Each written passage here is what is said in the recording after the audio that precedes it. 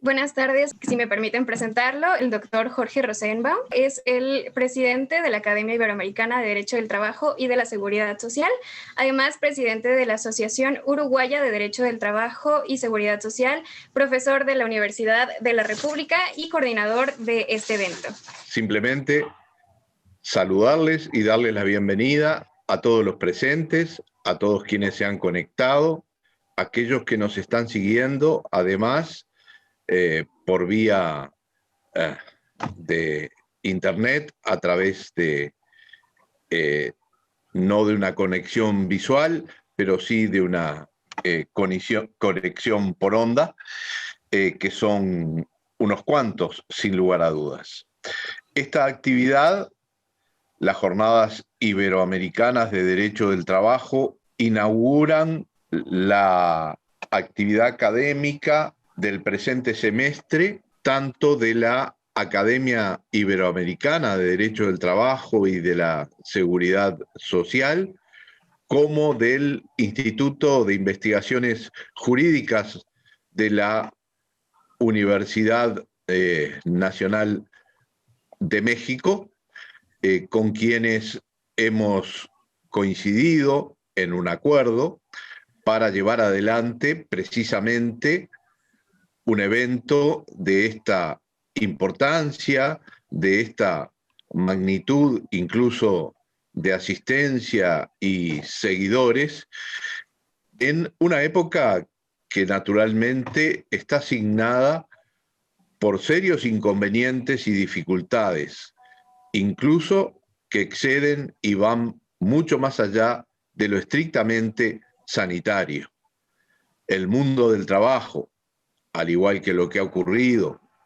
en los ámbitos sociales, económicos, culturales,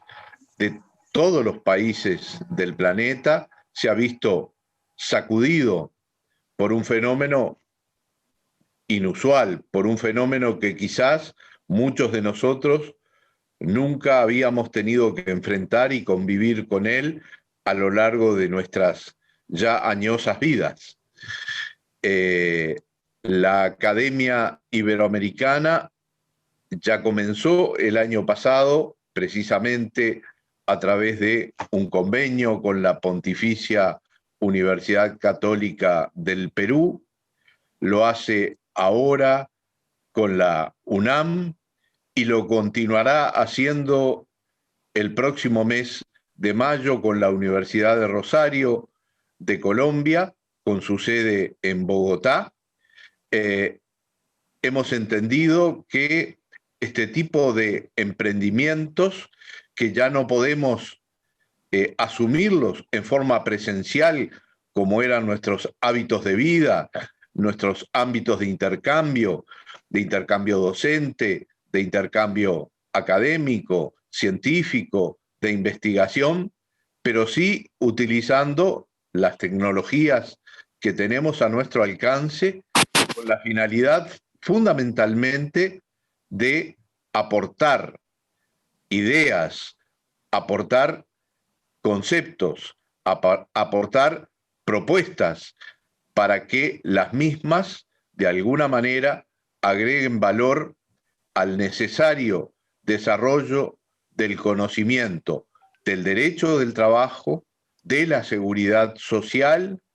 y, naturalmente, de otras instituciones afines, como las relaciones laborales y la protección social propiamente dicha, para cumplir con los cometidos éticos, con los cometidos de justicia, equidad y paz, con los cuales nació en su cuna el propio derecho laboral. Por eso es que, agradeciendo el esfuerzo muy significativo del Instituto de la UNAM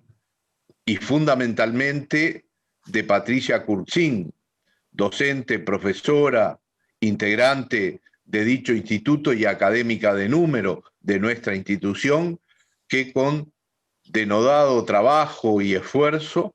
ha dedicado muchas horas a efectos de hacer posible el desarrollo de un programa que contiene una serie de temas, todos ellos de suma actualidad y que precisamente enriquecen el debate en el cual todos nosotros estamos inmersos y queremos compartir responsabilidades a efectos de que las mejores salidas, las mejores soluciones, las mejores alternativas logren plasmarse en este momento y en esta época tan difícil, y mucho más aún en los tiempos que seguramente vendrán y ojalá sea muy pronto. De mi parte, agradecer nuevamente a las instituciones mexicanas, al Instituto, a la Universidad UNAM, agradecer a sus autoridades, agradecer a Patricia Cursín, que en definitiva es la representante de México en todas estas instituciones y en la Academia Iberoamericana, la oportunidad que nos dan de conectar a referentes de primer nivel del mundo del derecho y del mundo del derecho del trabajo y la seguridad social más concretamente, junto a docentes, investigadores y, ¿por qué no?, al aporte que también estudiantes de posgrado y estudiantes del grado, magistrados, integrantes de la Administración del Trabajo, que también están presentes en el evento de hoy, pueden significar el paso relevante que todos estamos deseando se pueda concretar. Bienvenidos, y de mi parte, de la Academia Iberoamericana de Derecho del Trabajo y de la Seguridad Social, además del agradecimiento, damos por abierto precisamente este evento, cediéndole la palabra al representante institucional de México, ¿verdad?, que recibirá con mucho gusto y mucho placer a quienes, aún sin estar presentes, de todas maneras sí estamos presentes a través de este medio, viéndonos a la lejanía, pero con la cercanía de lo que es nuestro espíritu, de lo que es nuestro deseo, de lo que es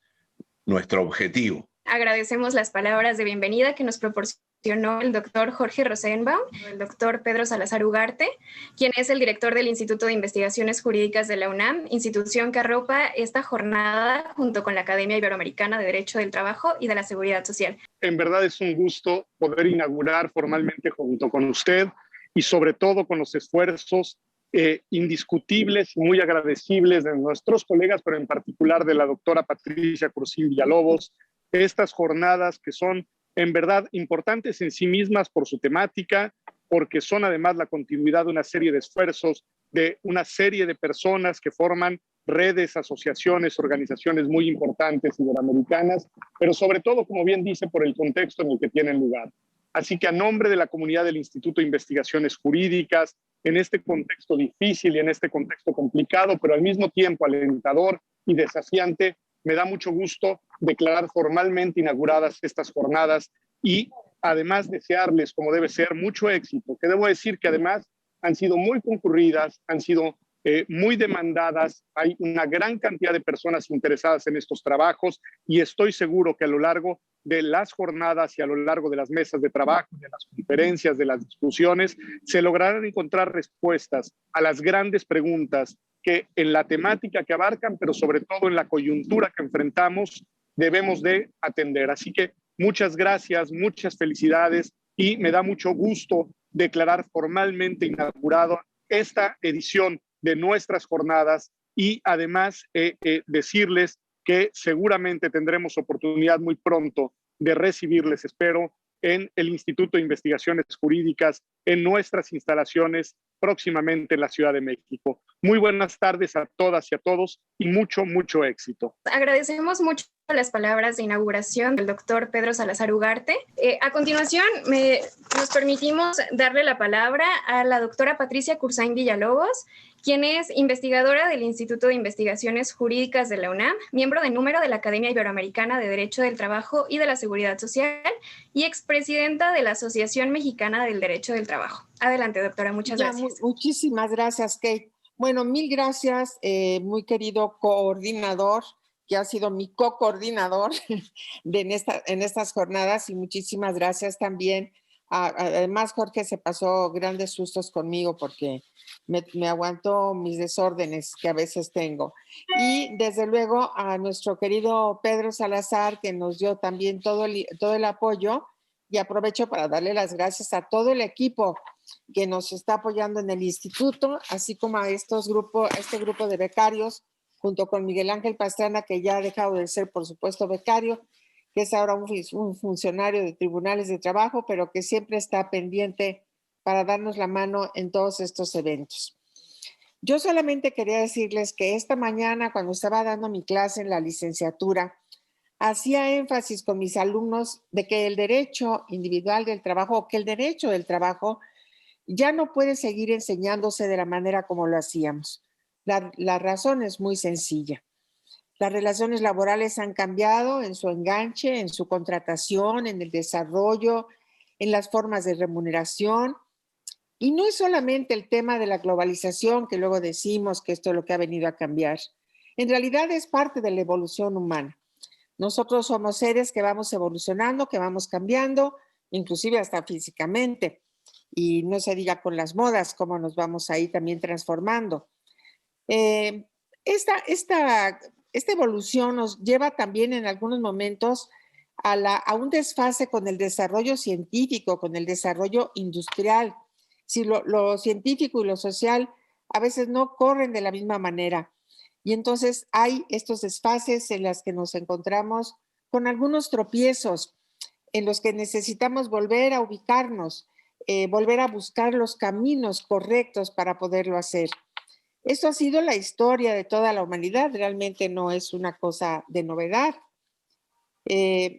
Ya temas como la justicia social, pues son términos que ya como que pasaron de moda, como que ya no tiene la misma importancia que tenía desde el siglo pasado, en el siglo XX. Aquel maravilloso discurso de Castán Tobeñas, que fue tan importante en España y que lo hemos traído los laboralistas siempre muy pegado a nuestras creencias. Ya la subordinación que conocíamos, ya no existe esa subordinación laboral. Ya hay toda clase de subordinaciones y parasubordinaciones, como los italianos empezaron a mencionar. Ya el ritmo de la vida ya casi no se distingue. Ya hay actividades de noche como si fuera de día y actividades de día que ya no son tampoco tan de día. O sea, es verdaderamente una transformación, que esta transformación ha llevado también a los cambios de pensamiento en la juventud.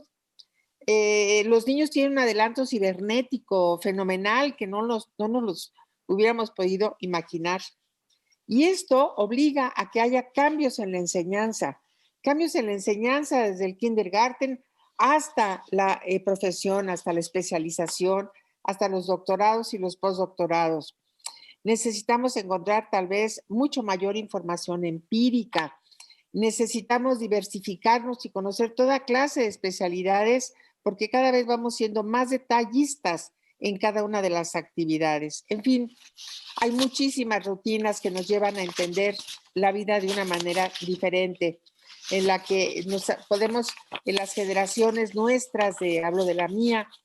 pues ya no sabemos en realidad si azorarnos, si decir qué maravilla, o muchas veces plantearnos el que me hubiera gustado nacer en esta época o ya hubiera querido pasarla, o esta época antigua de hace un siglo, no lo sabemos. Porque todas tienen sus cosas buenas, todas tienen sus partes malas, todas tienen sus inconvenientes, pero al final de cuentas, la sociedad, el dinamismo de la sociedad, no lo podemos detener, no lo podemos modificar. ello nos lleva a entender que la regulación del trabajo también tiene que cambiar, porque los modos de trabajo también van cambiando. Lo que yo no sé es si podemos lograr cambiar también la mentalidad de todos los legisladores, porque a veces parece ser que los legisladores de algunos países pues piensan todavía de una manera más atrasada. O no sé si pudiéramos lograr que las experiencias que hay en todos los países las pudiéramos transformar, las pudiéramos compartir y las pudiéramos pues entender para poder tomar las mejores experiencias y no esperar resultados negativos para ver luego cómo se corrigen las cosas. Yo creo que la clase trabajadora es la más grande de todos. La clase trabajadora no solamente es la persona que trabaja. La clase trabajadora somos todos los que trabajan, más todos los que dependen de esos que trabajan. Pero además también de esos que dependen que trabajan, están todo lo que son los directores, los jefes, los gerentes, los fiscalizadores, en fin. Porque en realidad, ¿quiénes son ahora los dueños del capital? Los dueños del capital son grandes consorcios, grandes empresas que no conocemos a sus dueños. Sí, sabemos que Walmart pertenece a una familia muy adinerada y por ahí oímos los chismes, los comentarios de las vidas que tienen, de tal. Pero, ¿quiénes son los dueños de Coca-Cola, por ejemplo? ¿O quiénes son los dueños de Amazon? ¿Quiénes son los dueños de tantos emporios? Bueno, sí, a veces sabemos los nombres de los mejores accionistas, pero no conocemos más de ellos. Es decir, son patrones ahora o empleadores cuyo rostro realmente no lo conocemos. Y yo de esa manera siento que se deshumaniza la relación laboral. Bajo estas premisas, platicándolo con el doctor Rosenbaum sobre cuáles serían los temas que deberíamos de traer como de gran interés para despertar inquietudes, no para agotarlos porque es imposible, pero para traer esas inquietudes durante estas jornadas, pues pensamos que habían sido muy exitosas las de Perú, muy exitosas las jornadas también en Brasil. Queríamos que estas fueran exitosas como también deseamos y seguramente lo serán las próximas en Colombia que organizará próximamente nuestro amigo José Roberto. Entonces anduvimos pensando, estuvimos platicando sobre diferentes temas, algo que fuera original, pero algo que también fuera realista, que fuera original, pero que fuera actual, algo que se estuviera desenvolviendo en este momento. Y bueno, es cierto que nos hemos dado todos al tema de la pandemia. Es decir, todo lo queremos hablar sobre la pandemia, pero no nos vaya a pasar lo que está pasando en medicina. Todo el mundo está abocado a atender los temas de COVID. Todos los médicos y los hospitales, laboratorios y demás quieren hacer análisis y todos quieren vacunar para el COVID, pero se les están olvidando otros muchos padecimientos. La gente ya no está recibiendo las vacunas, por ejemplo, los niños las vacunas que necesitan tener contra otras enfermedades de carácter infantil, las personas que tienen otro tipo de problemas renales, las personas que tienen diabetes. Hay como que un descuido en algunos países más que en otros. En México se habla mucho de que hay ahora ese descuido porque no se ha pensado en que no podemos abandonar las otras enfermedades que continúan. Claro, cuando están los hospitales llenos de personas con COVID, es evidente que no se pueden recibir a los demás, pero no podemos descuidar. Y eso es lo que yo pienso también en laboral. No podemos solamente estar pensando en los efectos de la pandemia. No los olvidamos y los tenemos presentes, pero no se nos olvide que tenemos que darle también estudio, análisis, investigación, reflexión a todos los demás temas de trabajo que tenemos. La OIT lo hace. La OIT ha sido muy cuidadosa en atender no solamente los problemas de la pandemia. La OIT ha estado pendiente también de conocer cuáles son otros temas laborales. Yo estuve revisando los programas, estuve viendo de qué se trataba y creo yo que los que hemos seleccionado, espero que no sea decepcionante para ustedes, que llenen las expectativas de estos grandes problemas. ¿Cómo coordinar estas funciones laborales y familiares, por ejemplo, que ya desde antes se venían dando, pero que ahora tenemos que enfocarlo con más precisión económica, que tenemos que pensar que las mujeres tienen también una valoración de carácter laboral, que las funciones laborales no son domésticas, no son solamente de la mujer, sino también es del varón. En fin, todo este tipo de temas que nos hace llegar a considerar esa coordinación, pero también ligado con el tema de la subutilización de la fuerza laboral, que representa también un factor económico de primer nivel. Luego hay otras modalidades que se han venido desarrollando y que con la pandemia se enfatizaron. Esto es, por ejemplo, las plataformas digitales, relaciones que requieren otros factores de regulación, en donde ahí sí vemos que la subordinación, no sabemos cómo se ha ido haciendo, si parece como una nube, como vapor que envuelve las relaciones, estas intromisiones de lo mercantil y de lo civil en una relación de trabajo que a toda costa queremos evitar que sea materia comercial o mercantil, que el trabajo no sea, que la mano de obra no sea el material de contratación. Y ahí tenemos esos grandes monstruos, por así decirlo, de una gran utilidad, por supuesto, que he mencionado, como el Rappi, como el Uber y como todos estos, a los que todos estamos recurriendo con mucha mayor intensidad ahora que tenemos el problema de la pandemia. Luego,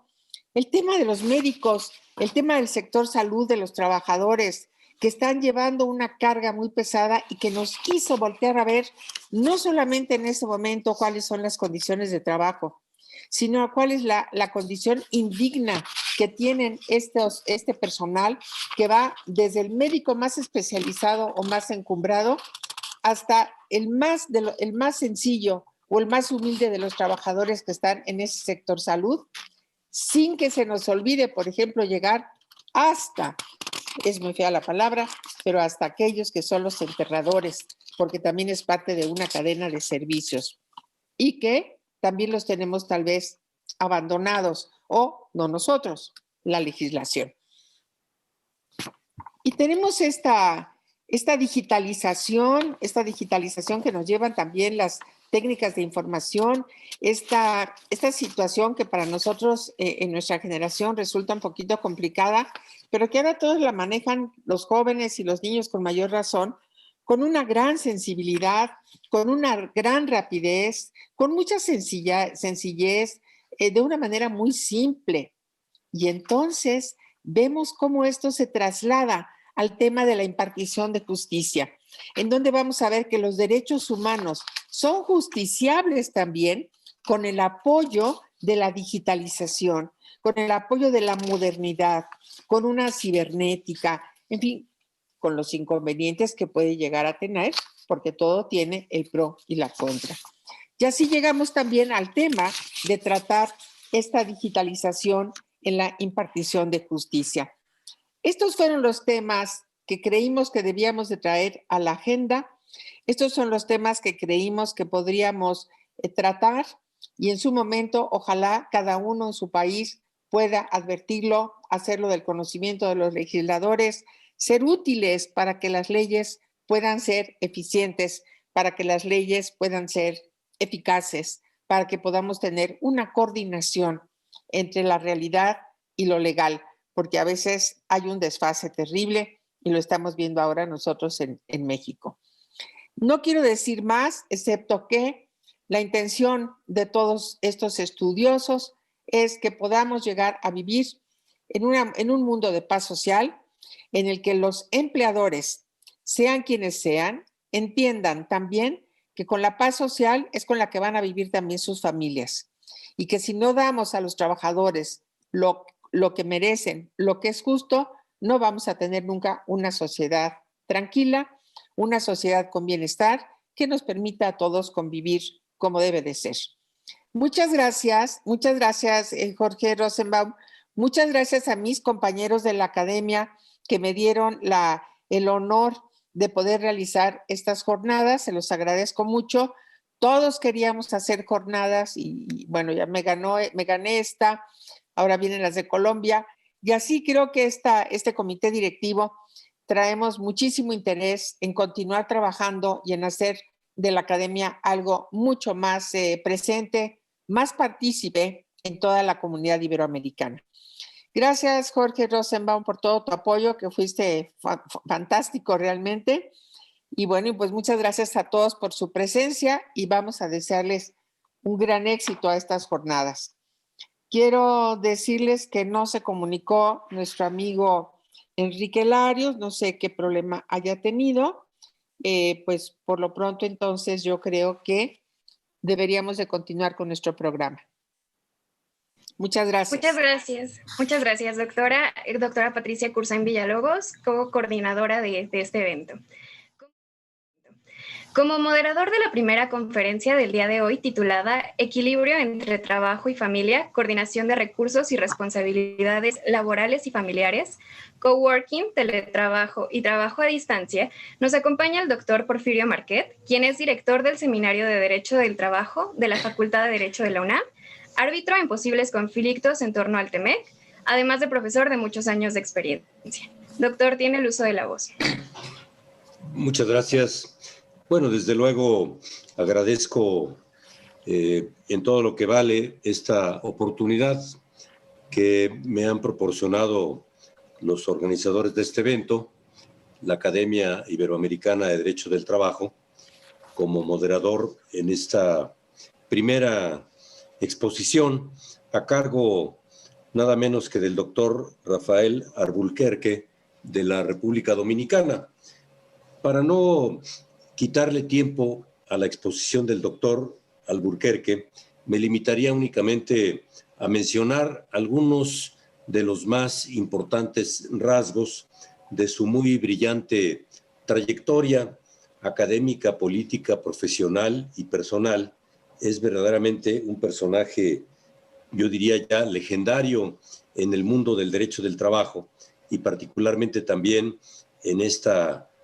Asociación Iberoamericana de Derecho del Trabajo. El doctor Alburquerque es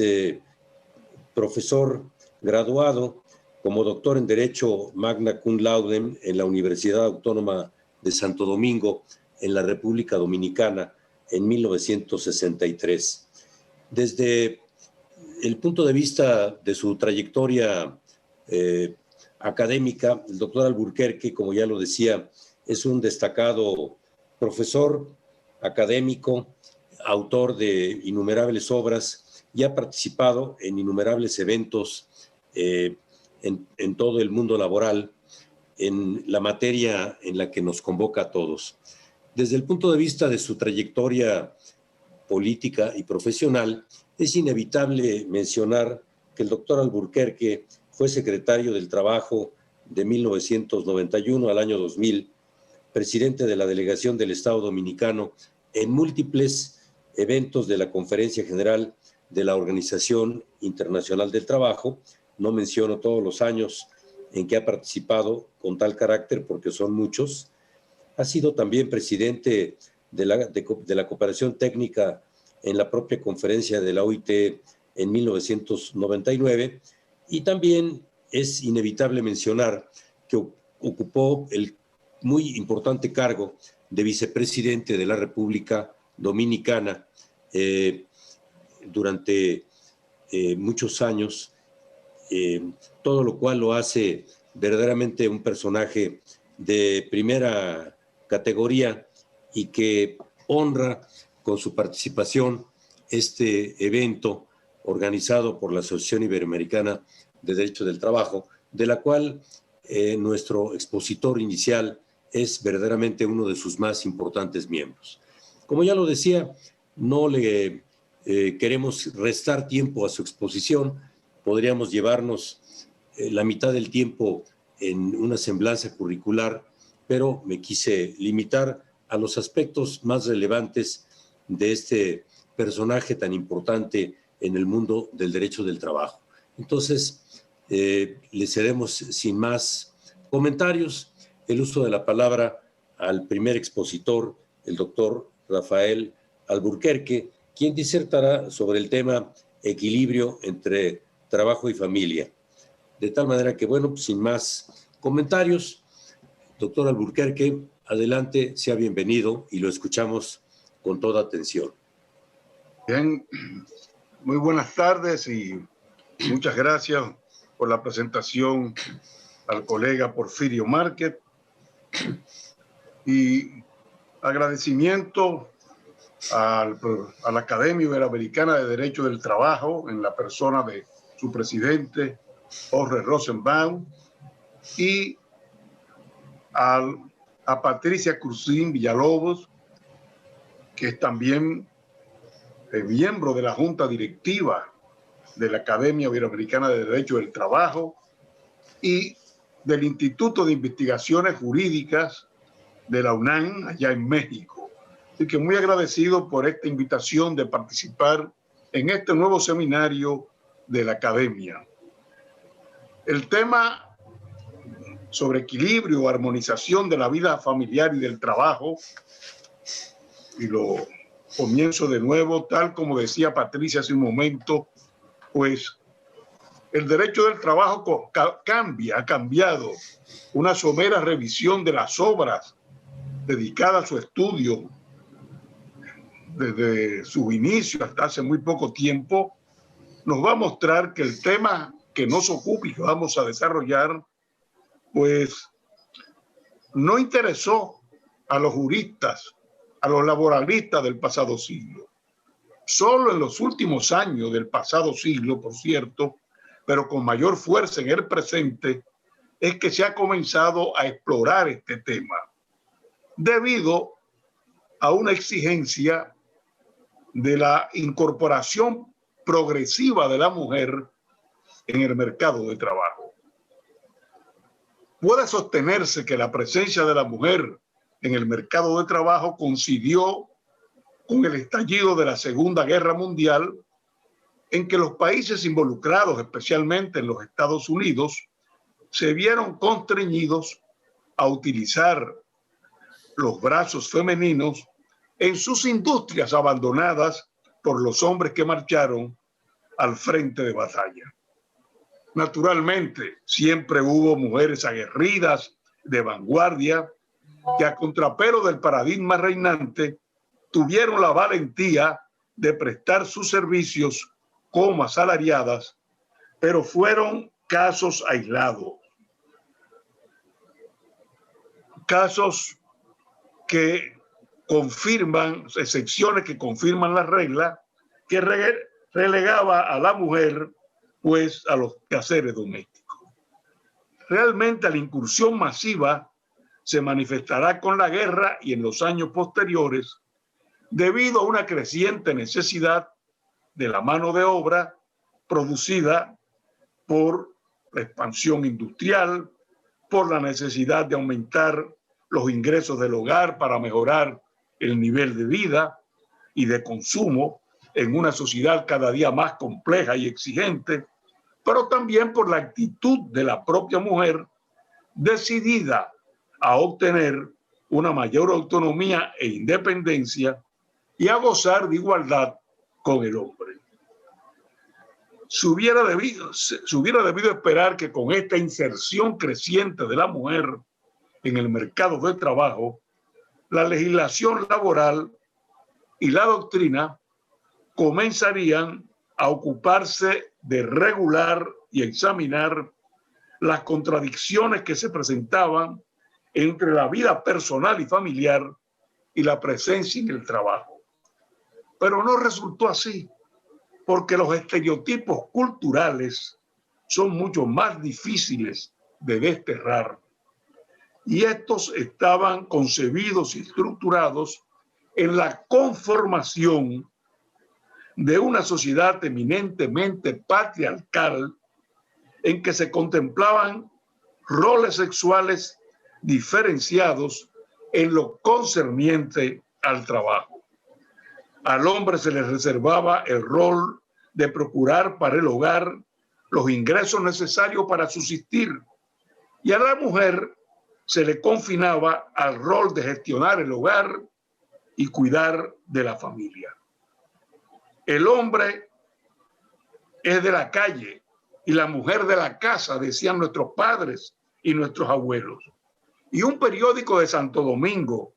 de 1917 acusaba a los norteamericanos de corromper a las mujeres dominicanas porque al ocupar el país desde el año 1916 al 24, los norteamericanos comenzaron a contratar a dominicanas para que trabajaran como secretarias en sus oficinas.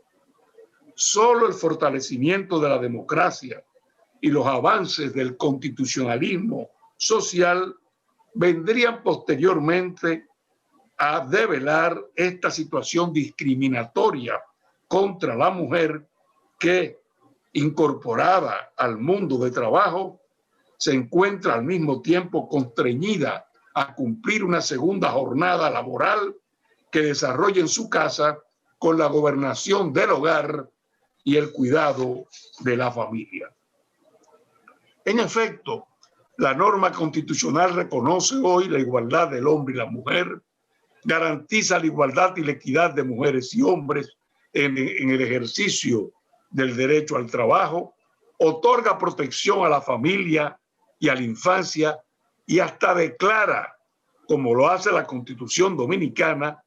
el trabajo del hogar como actividad económica que crea valor agregado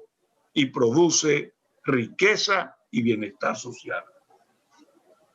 Armado de estos instrumentos, pues los movimientos reivindicativos de los derechos de la mujer, con esos movimientos y esas exigencias, el legislador comenzó a esbozar un nuevo modelo de relaciones familiares que condujo obligatoriamente a la legislación del trabajo a fijar su atención en una posible pero al mismo tiempo necesaria armonización de la vida personal y familiar con el trabajo asalariado. Y dos son los mecanismos a los que ha recurrido el legislador para intentar que hombres y mujeres con responsabilidades familiares puedan desempeñar un trabajo sin ser objeto de discriminación y en la medida de lo posible, sin que se les genere un conflicto entre sus responsabilidades profesionales y familiares. Por una parte, las licencias y los descansos, y por otra, la reducción y flexibilización de la jornada. Veamos las licencias y los descansos. Desde sus inicios, el derecho del trabajo contempló el derecho al trabajador de disfrutar de vacaciones anuales y de un descanso semanal, pero no lo hizo con propósitos de equilibrar el trabajo con la familia, sino por razones de salud para evitar la fatiga del asalariado.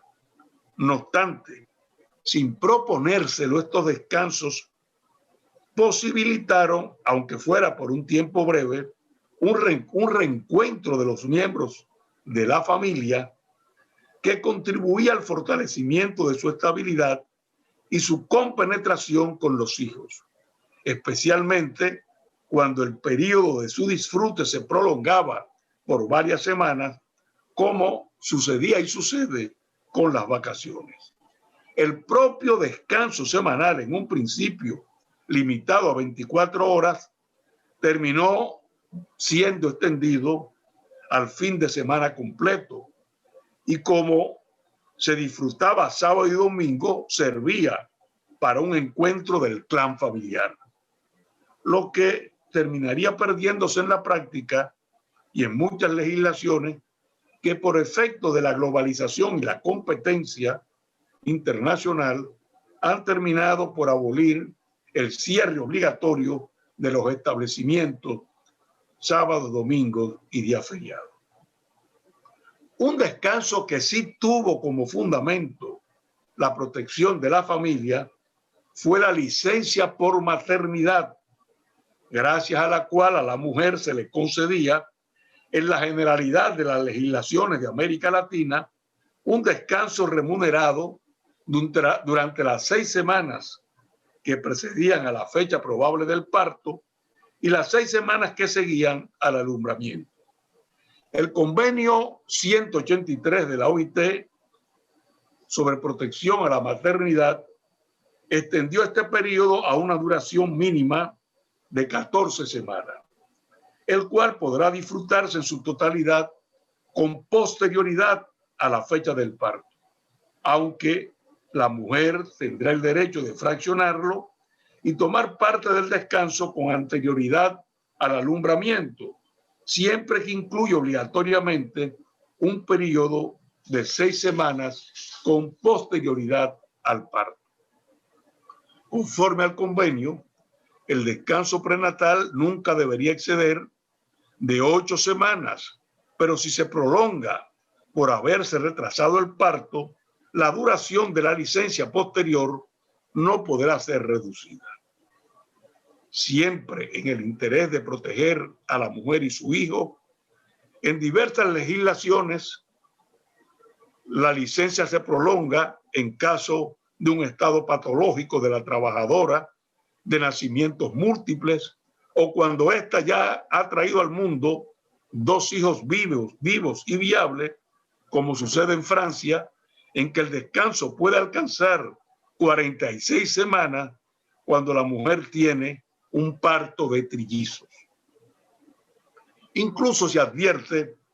que la licencia no debe cancelarse porque se interrumpe involuntariamente el embarazo, la criatura nazca muerta o su fallecimiento se produzca a los pocos días después del parto.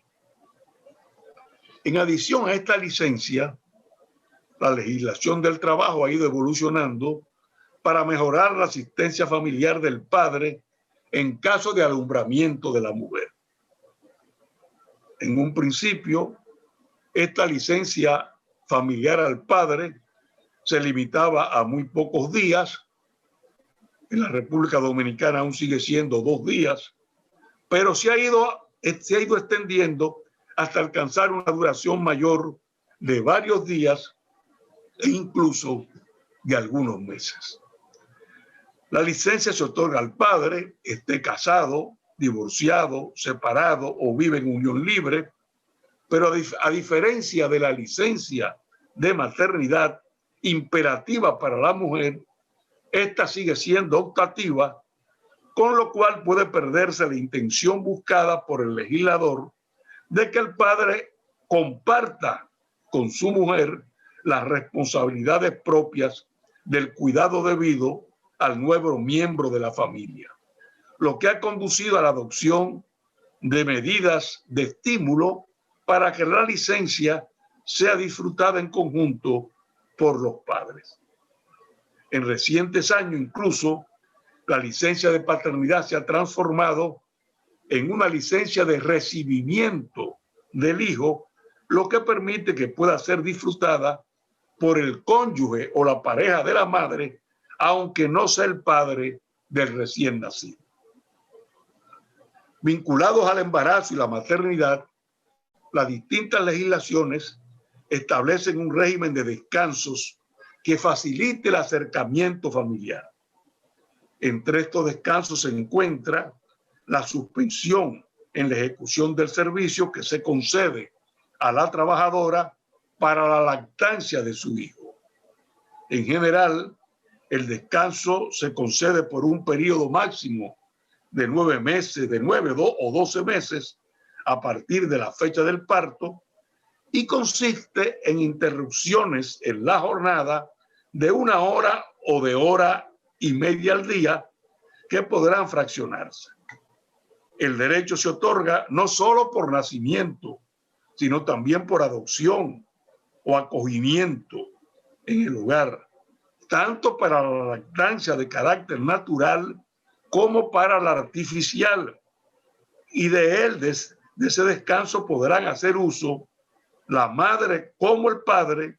en el entendido de que si los 2 progenitores trabajan, solo uno de ellos podrá ejercer el derecho. Por lo demás, la jurisprudencia en varios países ha considerado que el término lactancia debe ser interpretado en términos amplios, lo que incluye no solo la alimentación, sino también los cuidados del recién nacido, por tratarse de una medida conciliadora de la vida familiar y laboral. A este descanso habría que añadir la denominada licencia pediátrica, que algunos ordenamientos jurídicos reconocen a la madre trabajadora durante su primer año del nacimiento del hijo, por la cual gozará de disfrute de media jornada libre cada mes para llevar al recién nacido a la atención pediátrica, así como aquellas licencias adicionales diferentes al llamado descanso pre y postnatal que deben ser otorgadas durante el embarazo o después del parto por causa de enfermedades o riesgos derivados de estos acontecimientos. En años más recientes, algunas legislaciones han ideado y puesto en práctica nuevos institutos que refuerzan la política de equilibrio entre la vida familiar y el trabajo. Así, en varios países europeos se ha establecido una licencia parental en beneficio del padre o de la madre con una duración inicial de 1 año que puede prorrogarse hasta los 3 años del menor o hasta la expiración de un plazo de 3 años a contarse de haber recibido el hijo en el hogar en caso de adopción. Asimismo, se ha consagrado una licencia por adopción con un régimen muy parecido a la de maternidad, gracias a la cual el padre o la madre adoptivos o ambos en conjunto, siempre que compartan su duración, disfruten de una suspensión de varias semanas en la ejecución de sus obligaciones. Otras licencias por razones familiares han sido también previstas, como son las concedidas por un número limitado de días en los casos de celebración del matrimonio del trabajador, de fallecimiento de cualquiera de los abuelos, padres e hijos, del cónyuge o de la compañera, de enfermedad o accidente de un hijo menor de cierta edad, de enfermedad o accidente particularmente grave de un pariente que exija la presencia y cuidados del interesado, de acompañamiento de un relacionado en sus últimos días de vida, etcétera, etcétera. Pues bien, todas estas licencias y descanso provocan la suspensión de la ejecución del contrato de trabajo. Instituto, como sabemos, por el cual el trabajador deja de prestar sus servicios y el empleador de pagar el salario, pero con el mantenimiento del vínculo jurídico existente entre las partes. Por consiguiente, al finalizar el periodo de la licencia o del descanso, el trabajador retorna a sus labores en su misma posición y con su mismo salario, mientras el tiempo que ha durado la suspensión se toma en cuenta para el cálculo de su antigüedad. Ahora bien, la aplicación de estas medidas que facilitan la conciliación de las responsabilidades profesionales y familiares tiene el inconveniente de privar al trabajador de su salario, circunstancia que desestimularía su uso, pues un asalariado necesita de su remuneración para poder subsistir y mantener a la familia. Para superar este inconveniente, en casi todas las legislaciones se dispone que el empleador pague el salario en aquellos descansos de muy corta duración, como por ejemplo causa de matrimonio, fallecimiento de un hijo, asistencia pediátrica. Pero resultaría comprometedor para la suerte de la empresa que se obligara al empleador a remunerar licencias de larga duración, como en el caso de la maternidad y otras parecidas. En todas estas eventualidades, la legislación lo que procura es que el trabajador reciba un subsidio del sistema de seguridad social junto a los cuidados médicos que les serán dispensados. El problema para los países de renta media y baja, como son los de América Latina, es que sus estructuras de protección social son muy débiles económicamente. Son muy débiles para cubrir estos riesgos personales y familiares, realidad que dificulta notablemente la política de equilibrio entre familia y trabajo. El subsidio por maternidad ciertamente se ha generalizado en todo el continente, aunque aún persisten algunos ordenamientos que imponen al empleador el pago del salario durante el descanso previo y posterior al parto. Pero en lo que respecta a los demás eventos, casi ninguna de nuestras legislaciones prevé la entrega de prestaciones, tal como sucede con las licencias parentales, de paternidad u otras, lo que obliga a pensar muy seriamente en la respuesta que nuestros poderes públicos deberían dar a un tema tan inquietante e importante como el que nos ocupa. A pesar de la precariedad de los presupuestos, los gobiernos podrían ensayar respuestas menos costosas, como sería la de exigir a las grandes y medianas empresas que instalen salas de lactancia en sus establecimientos, la de disponer que en las zonas francas y parques industriales en donde se concentran numerosas empresas se disponga de guarderías infantiles para los hijos de las trabajadoras y que en los barrios populares se abran salas de acogidas y de tareas que puedan estar gestionadas por sus propios moradores. Todas políticas que estimularán el empleo de la mujer,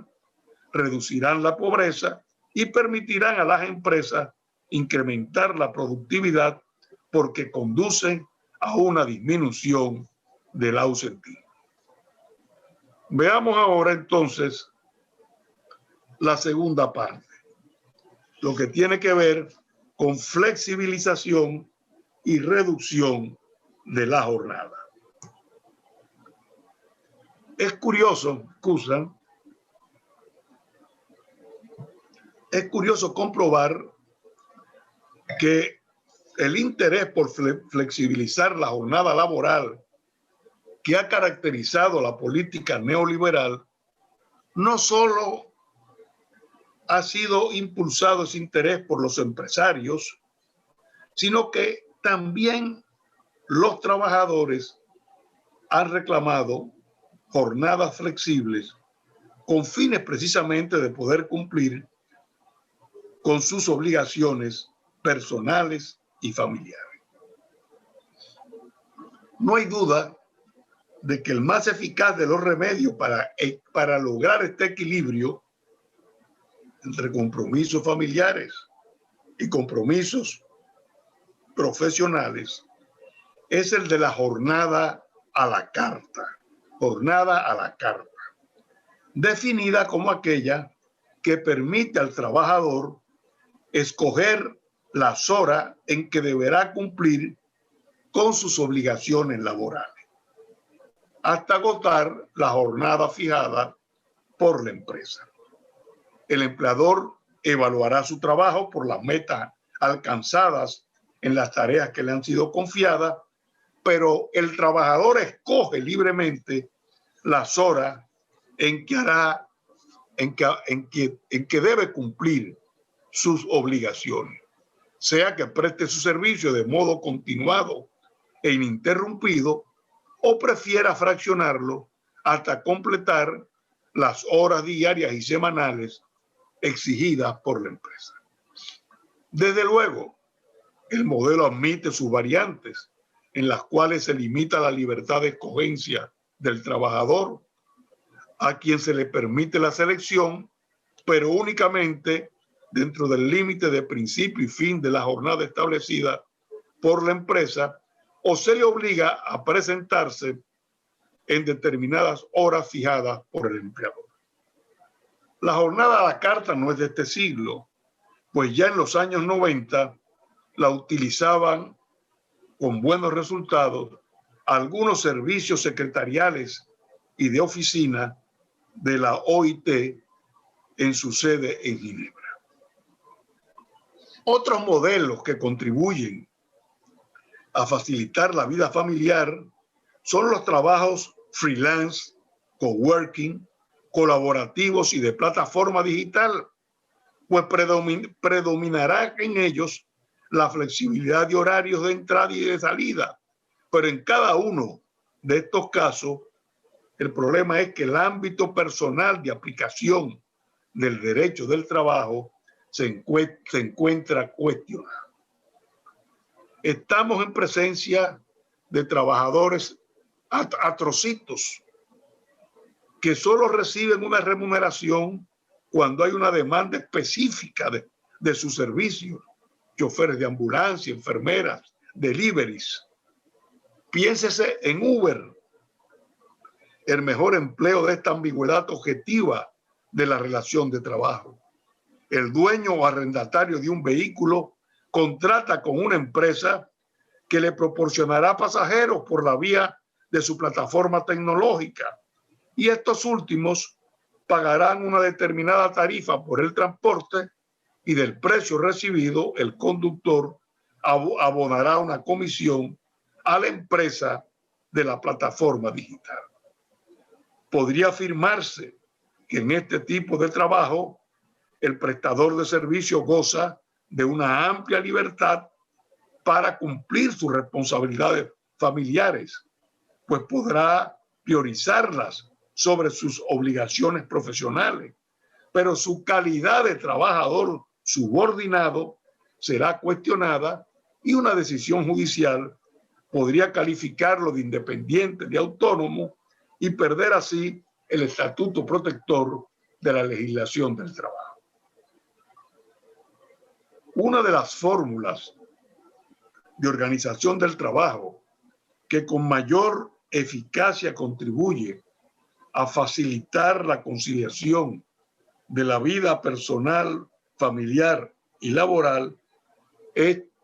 hoy en día el teletrabajo. Usado desde los últimos decenios del pasado siglo, se fue expandiendo con los avances de la tecnología y con la pandemia actual, pues ha alcanzado un éxito inesperado. El teletrabajo ha sido definido como una modalidad de la prestación de servicios por la cual el trabajador ejecuta las tareas que le han sido confiadas desde su hogar o desde un local diferente de la empresa por medio de las tecnologías de la información y la comunicación. Trabajar desde el hogar no es una novedad, ya que el derecho del trabajo desde sus inicios conoció y reguló el trabajo a domicilio. Pero la diferencia de ambas modalidades radica en que el teletrabajo puede ejecutarse en un lugar distinto al domicilio, como por ejemplo un telecentro, una oficina satélite, y además en que la ejecución de la labor se realiza por medios telemáticos. La flexibilidad horaria será la característica del teletrabajo, pues el trabajador podrá ajustar sus horas de compromiso profesional con sus responsabilidades personales y familiares, con lo cual gozará de mayor autonomía, ya que podrá seleccionar las horas que más le convengan para la ejecución de sus labores. Naturalmente, la flexibilidad será menor cuando el asalariado presta sus servicios en un telecentro o le imponen un horario, pues en esta eventualidad pues debe cumplir con ese horario o presentarse al telecentro en sus horas de apertura y de cierre, y hasta cierre.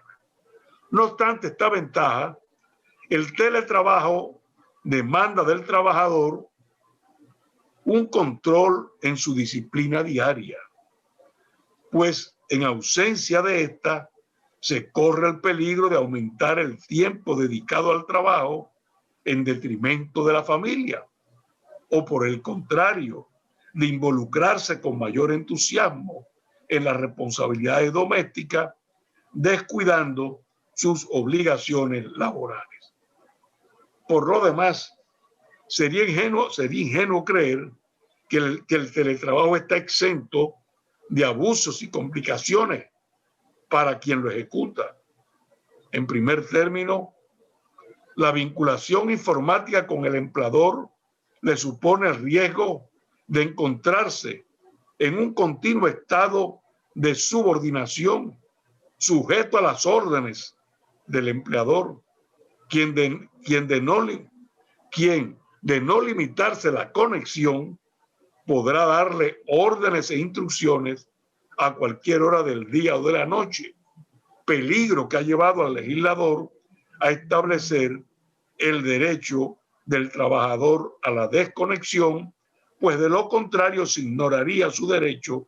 a gozar de una jornada limitada diaria y semanalmente. En adición, el trabajo en el hogar está muy expuesto a incumplimiento de normas de salud y de seguridad, a una falta de supervisión de la inspección de trabajo,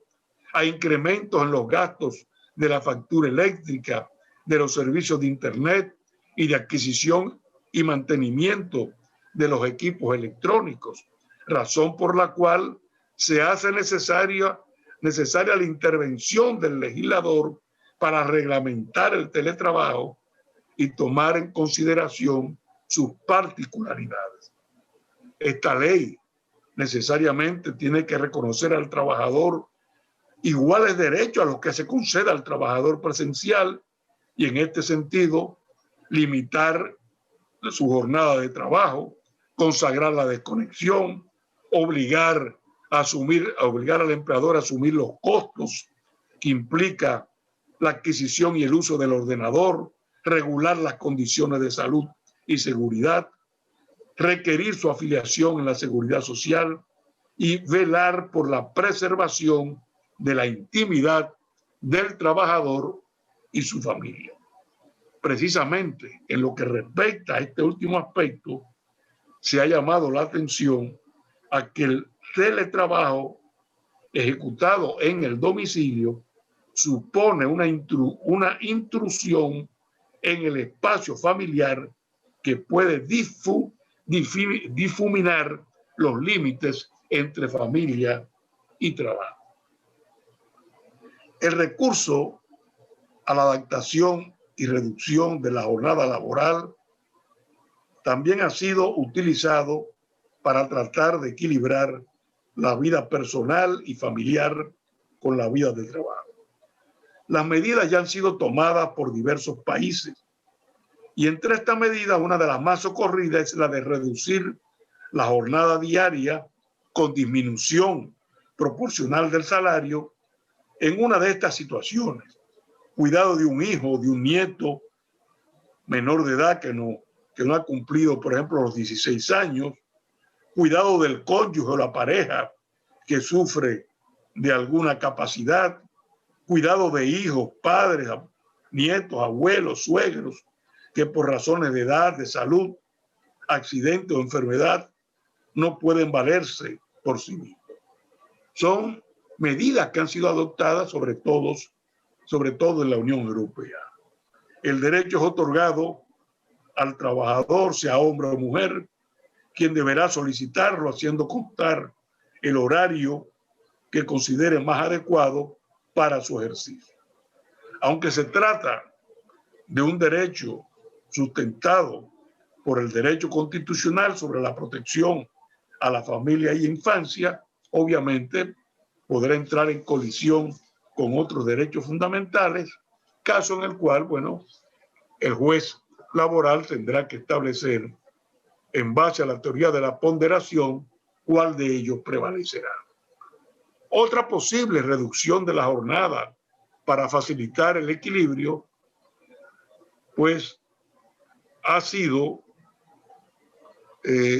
reducción de la jornada en aquellos casos de hijos de nacimiento prematuro o que requieren hospitalización a continuación del parto, derecho que se puede conceder tanto a la madre como al padre. Y una nueva opción,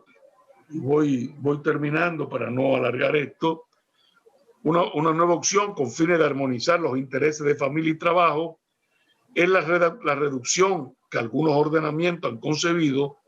en situaciones en que un menor de edad necesita ser hospitalizado por causa de una enfermedad grave. Derecho concedido a los progenitores, al adoptante o al titular de un hogar de acogida y se traduce en el disfrute de una jornada diaria menor con disminución proporcional del salario. Ahora bien, voy a la parte ya final. Una vía para intentar armonizar la vida familiar con el trabajo es emplearse también a tiempo parcial, entendiendo como tal el trabajo cuya duración es menor que la duración legal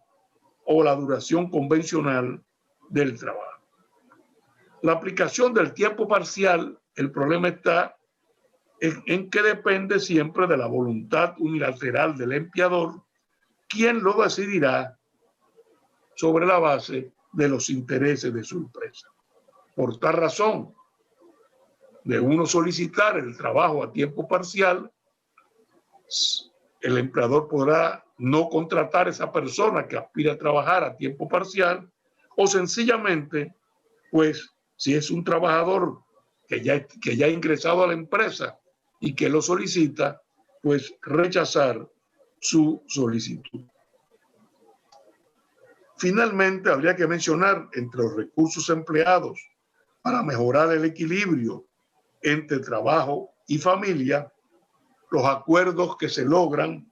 por conducto de la negociación colectiva o por acuerdos individuales de altos empleados a fin de adoptar sus horarios a ciertas necesidades del hogar, como la de retardar la hora de ingreso a la empresa para facilitar al interesado poder cumplir con su obligación familiar, por ejemplo, de llevar sus hijos a la guardería o a la escuela. La duración habitual de la jornada es la misma, pero el tiempo perdido se recupera al final de la misma. En conclusión, las medidas de conciliación del trabajo y la familia han demostrado ser instrumentos eficaces en la promoción de la igualdad de género y en la estimulación del trabajo femenino. La licencia de maternidad, así como la protección del empleo durante e inmediatamente después del parto, adoptadas en todas las legislaciones laborales de América Latina, se han revelado como institutos eficaces para incrementar la tasa de participación en el trabajo de las mujeres y, conforme a un estudio de la OIT, tienen un efecto neutro sobre los ingresos y una incidencia negativa sobre la productividad. Lamentablemente, en varias de nuestras legislaciones laborales, determinadas categorías de mujeres son privadas de estos derechos, como son las trabajadoras domésticas, las trabajadoras agrícolas o las vinculadas a la empresa por un contrato atípico. Aunque la licencia de paternidad comienza a difundirse en América Latina, todavía se ignoran o se aplican muy tímidamente las buenas prácticas que por la vía legislativa o por la negociación colectiva, y que ya hemos visto en la ponencia, en otros continentes, para contribuir, como he dicho, a reducir las tensiones que se generan en las familias, las empresas y el conjunto de la sociedad por ese conflicto entre compromisos familiares y responsabilidades profesionales. El trabajo a tiempo parcial y la reducción de la jornada semanal aún son materias pendientes en el continente, aunque ya países como Brasil, Chile, Colombia y Uruguay ofrecen por conducto de la negociación colectiva la posibilidad de trabajar con horarios flexibles u otros acomodamientos por razones familiares. Lo mismo podría decirse de las guarderías y salas de acogida, aún en espera de políticas gubernamentales que las impulsen, aunque ya ampliamente disponibles en países como Chile y Costa Rica. La crisis económica y social provocada por la pandemia que actualmente nos afecta ha hecho caer drásticamente, el crecimiento en nuestro país, aumentando el desempleo y la pobreza, lo que obliga en estos momentos a reforzar la protección social con programas que faciliten la creación de empleo y disminuyan la brecha laboral de género, para lo cual es necesario, ahora más que en el pasado, la aplicación de estas políticas que armonizan el trabajo y la vida familiar. Con esto pues termino mi ponencia, pero antes de poner fin a mis palabras, solamente declarar pues la alegría que me da participar en este evento, sobre todo porque es organizado por la academia, pero especialmente porque está destinado a México. Y siempre tengo pues la nostalgia de los buenos días que en muchas ocasiones pasé en México, invitado por muy buenos amigos. Siempre tendré el recuerdo del maestro Néstor de Buen y de otros profesores mexicanos, pero especialmente de Néstor, que siempre nos convocaba a un grupo de laboralistas, y así, no solamente en Ciudad México, en Puebla, que fuimos recibidos por Patricia y Mariano, en Mexicali, en Monterrey, en Querétaro. Pues México siempre lo llevo en el corazón y ojalá que esta pandemia pueda pasar pronto para de nuevo estar presente en ese México lindo y querido. Muy buenas tardes y muchas gracias.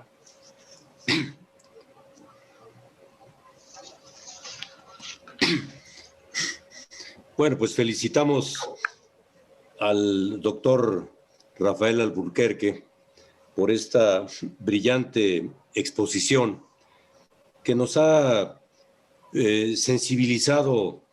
en una temática tan importante como la del equilibrio entre el cuidado de la familia y las responsabilidades laborales. Ha sido una demostración magnífica de sus profundos conocimientos, no solamente sobre temas estrictamente del derecho del trabajo, sino también sobre aspectos que solamente pueden tener efectividad a través de los esquemas de seguridad social. Estos esquemas de protección social verdaderamente se han desarrollado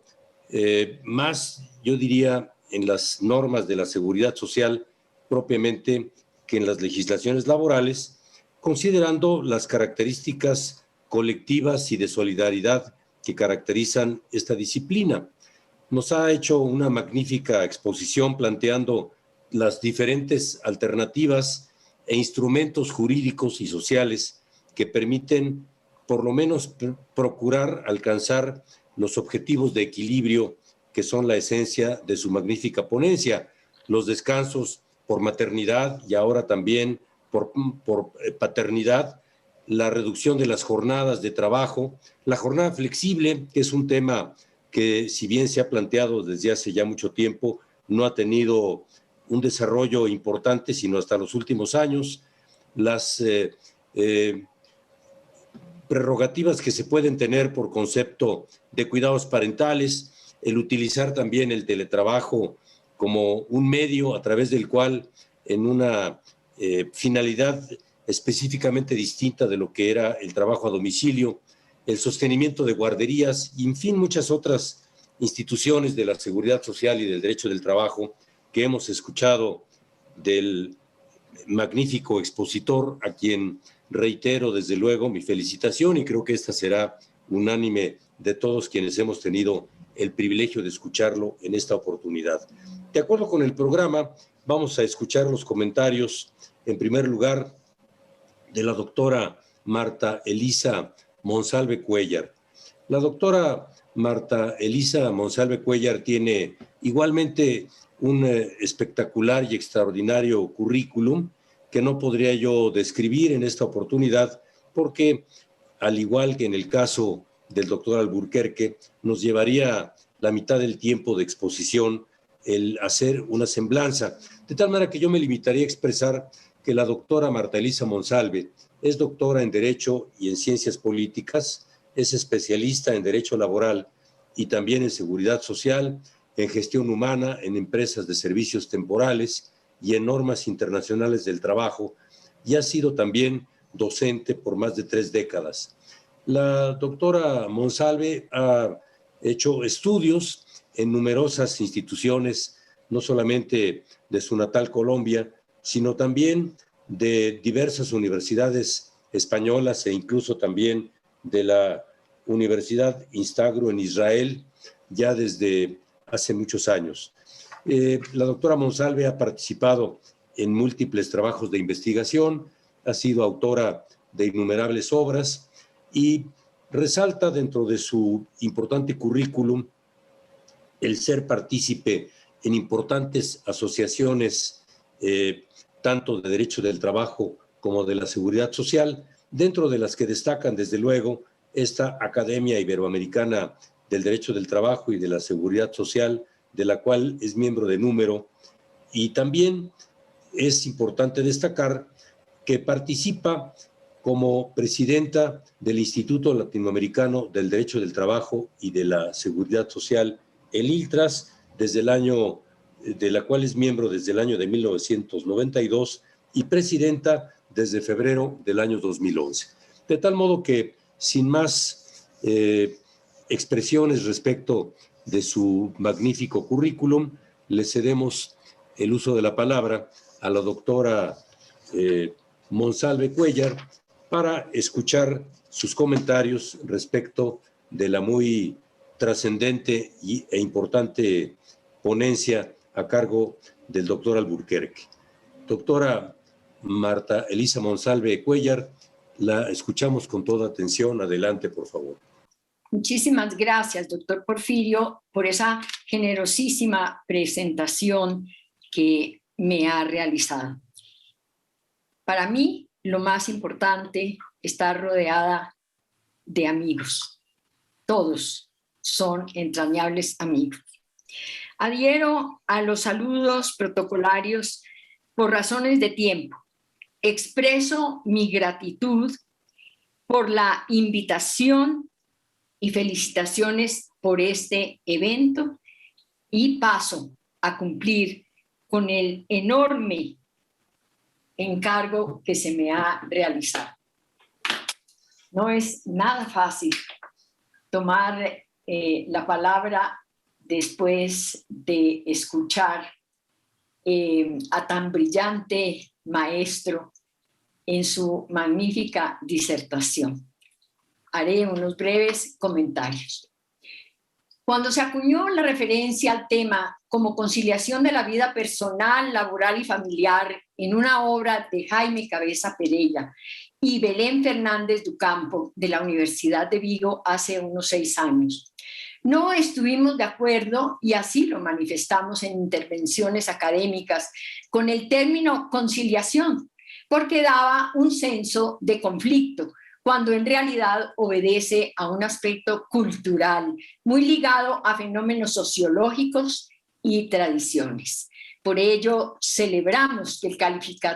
el calificado expositor se refiera al tema como armonización. La mujer siempre ha trabajado, bien en las labores del hogar y de servicio a los miembros de la familia, sin ninguna valoración de su trabajo. ¿Y qué decir de las épocas de guerra, donde no solo tuvo que generar ingresos para el sostenimiento familiar, sino ocuparse del cuidado de los hijos y las tareas domésticas, generando esa cultura que determinados trabajos correspondían a ella con un señalamiento netamente femenino. El no acceder a la educación superior la sujetaban a esas tareas. Cuando se abre esa posibilidad, así como obtener derechos de la ciudadanía, como en mi país en 1957, con el derecho al voto, despojarse del apellido del esposo con un D, señal de pertenencia, y esa capitis diminutio que le impedía manejo de bienes, y en la medida en que adquirió formación técnica o profesional, irrumpió en la oferta y demanda de puestos de trabajo, accediendo a un salario como contraprestación a los servicios prestados. La referencia que hace el distinguido expositor que hemos escuchado con gran deleite, que desde 1917 las mujeres dominicanas fueron empleadas por los norteamericanos en su ocupación al país como mecanógrafas, las hace precursoras del trabajo femenino, no obstante la connotación de que estaban siendo corrompidas. Mi abuela,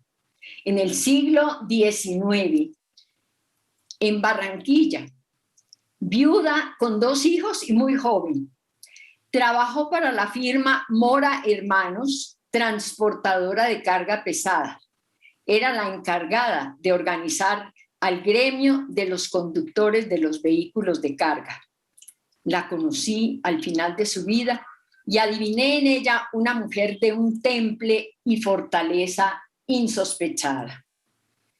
En mi país, la primera abogada que se formó en la universidad se remonta a los años 50 y llegó a ser una de las primeras magistradas del Consejo de Estado, la doctora Aide Anzola Linares. Cuando cursé mis estudios universitarios, en un grupo de 70 estudiantes, éramos solo 9 mujeres, pero al regresar como docente a la misma universidad que me formó, encontré los cursos con mayoría femenina, indicativo a la educación superior. Los estereotipos a los cuales se ha referido el maestro Alburquerque, y no obstante la legislación laboral y la doctrina empiezan a examinar estas contradicciones a las cuales ha aludido entre la vida personal y familiar,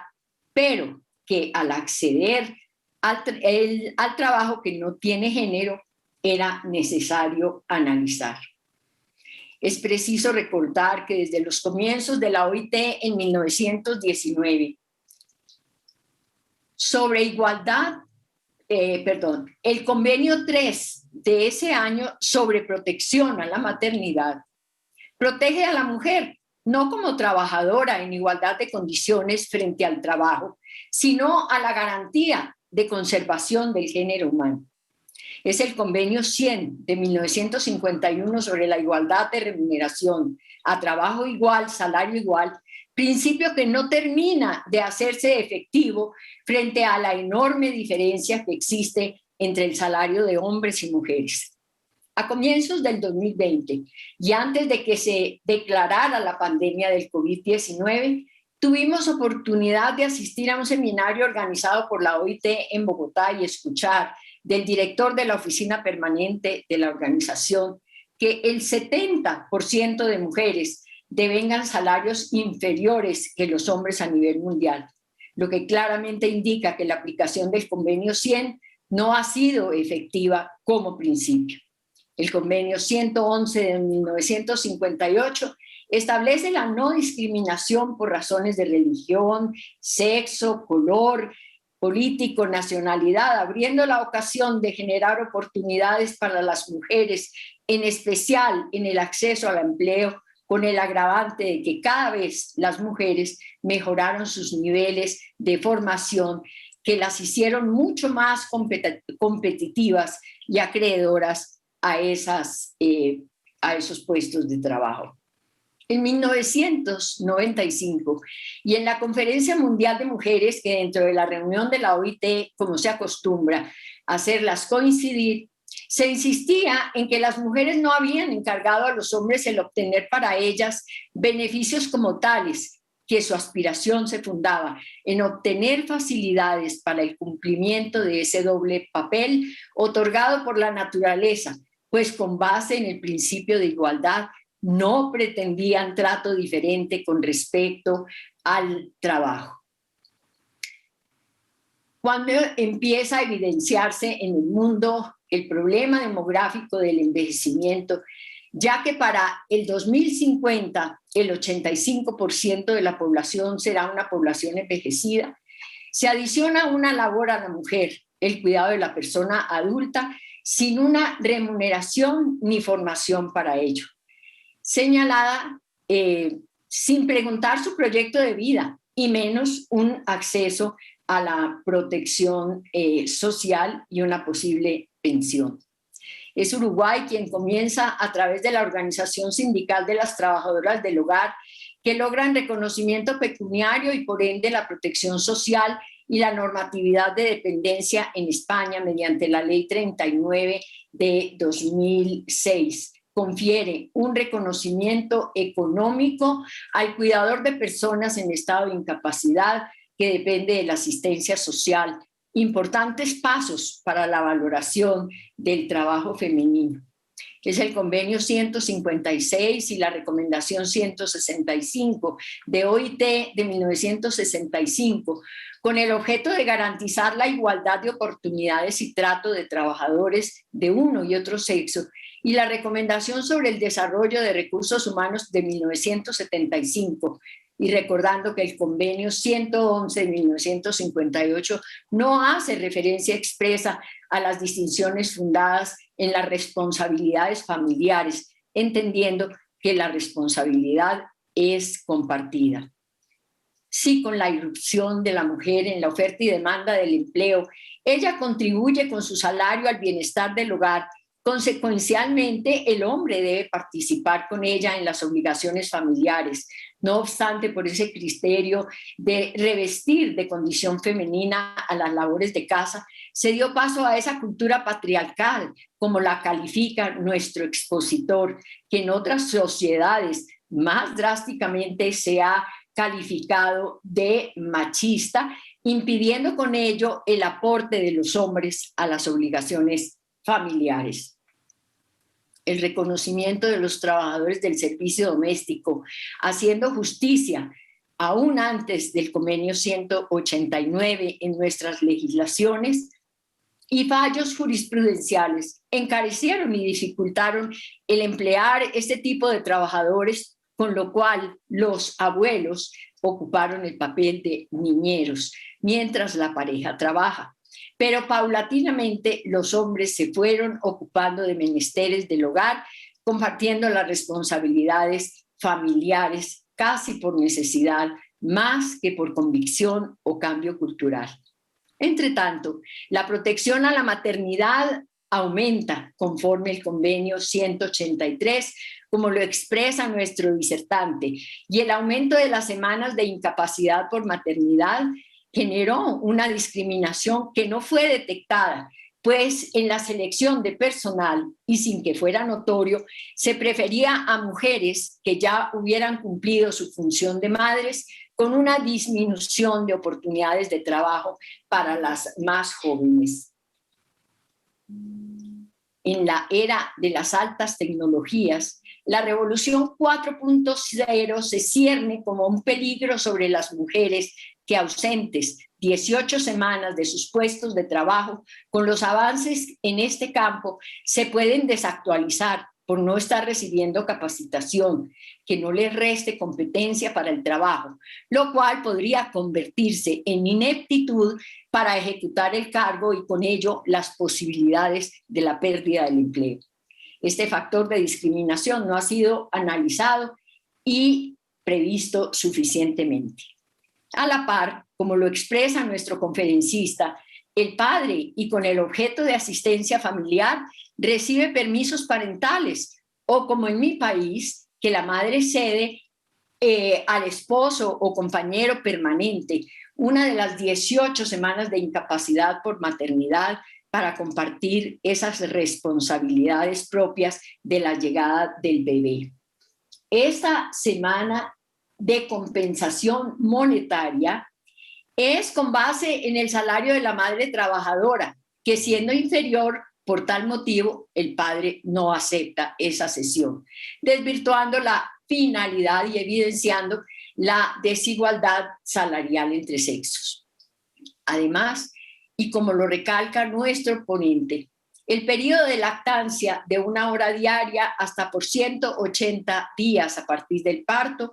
es otro factor discriminatorio para la mujer, pues frente a las 8 horas de la jornada laboral ordinaria, en muchos de nuestros países de cara a la productividad, es factor negativo que lleva a los empleadores a que en forma muy velada, por supuesto, prefieran en muchos casos trabajadores hombres, pero también abriendo oportunidades a mujeres mayores para evitar este tiempo de licencias y permisos de maternidad. Estos hechos dan un peso relevante al pedido por la Conferencia Mundial de Mujeres, a la cual nos hemos referido, y que sea el Estado, los sistemas de seguridad social y de protección los que provean medios suficientes para facilitar esas funciones confiadas al género femenino, para evitar esa muy encubierta discriminación que solo con gran seguimiento se logra detectar.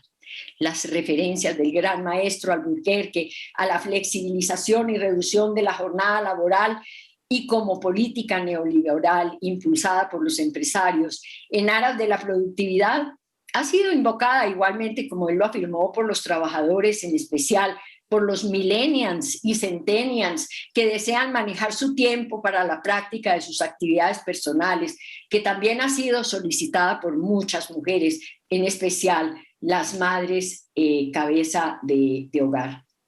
En una investigación que adelantamos sobre flexibilidad laboral, en el estudio de campo visitamos un grupo empresarial en Medellín con más de 100 empresas pertenecientes al mismo, en donde el número de mujeres ocupadas era bastante considerable y encontramos una variable de solicitud por parte de ellas por una jornada flexible que les permitiera cumplir con sus tareas familiares. Los trabajadores clamaban por la posibilidad de participar y compartir la vida familiar. ¿Quién iba a decirnos que los efectos de la pandemia del COVID-19, que cambió radicalmente nuestras vidas y que por razones de las restricciones de movilidad, el trabajo en casa, el teletrabajo, el trabajo a distancia o el home office, haciendo gala de nuestro apego a los anglicismos, nos reuniera a todos en casa, en espacios no apropiados como sitios de trabajo en la mayoría de las veces, pero obligando a compartir las responsabilidades familiares, precisamente a causa de las circunstancias. Pero como los seres humanos somos tan contradictorios, fenómenos como la violencia intrafamiliar han registrado porcentajes de aumento muy preocupantes y se clama por el retorno al sitio de trabajo, lo que conforme a recientes investigaciones, el trabajo a distancia se impondrá definitivamente según 9 de 10 líderes de gestión humana. El 90% de los responsables de la gestión de personas, como se ha denominado esta área, permitirá un trabajo remoto, inclusive desde que la vacuna esté completamente disponible, con lo cual, y tal como lo decía el expresidente Lagos de Chile, la arquitectura de las viviendas considerará espacios de trabajo y las costosas edificaciones de empresas y universidades convertidas en un peligroso lucro cesante por falta de ocupación de espacio serán materia de consideración. La investigación sobre trabajo remoto realizada por el comité científico del cual formamos parte en los especialistas en gestión humana, arrojaron estos y otros importantes datos, como el que muchos trabajadores que fueran convocados para retornar a los sitios de trabajo tradicionales preferirán cambio de trabajo para permanecer como teletrabajadores o en trabajo a distancia. Participamos de las conclusiones del muy calificado expositor de esta sesión, en el sentido de que las medidas de armonización de la vida personal, laboral y familiar han sido instrumentos en la promoción de la igualdad de género y la estimulación del trabajo femenino. Agregamos que esa valoración del cuidado, que en mi país es objeto de ley que cursa procedimiento parlamentario con éxito, abrirá la valoración del trabajo femenino por tanto, tiempo calificado como una obligación. Pero como consideración final, vale la pena observar que estas circunstancias de adversidad que han generado la oportunidad del reencuentro de la familia, célula de la sociedad, y que si de este aislamiento logra su fortalecimiento y consolidación, afrontar las consecuencias desoladoras de esta pandemia que no alcanzamos ni siquiera a imaginar y menos calcular, será un baluarte importante en esa creación de un mundo nuevo que esperamos mejor para todos. Muchas gracias. Doctora, muchas gracias. Hemos escuchado realmente con una gran satisfacción los magníficos comentarios de la doctora Marta Elisa Monsalve. Realmente ha sido una magnífica exposición de su parte. Me parece que ella ha demostrado no únicamente el conocimiento, la comprensión de la magnífica exposición del doctor Rafael Alburquerque, sino también ha sido su intervención una demostración de sus propios conocimientos, pero además algo que me parece resalta en su brillante participación como comentarista es una enorme dosis de realismo en sus comentarios, expresando situaciones que verdaderamente han aquejado y han afectado la equidad de género en las relaciones laborales desde épocas ya muy remotas, pero que persisten hasta la actualidad. Por razones de tiempo no quiero extenderme más. Tenemos todavía la participación como comentarista del doctor Iván Ramiro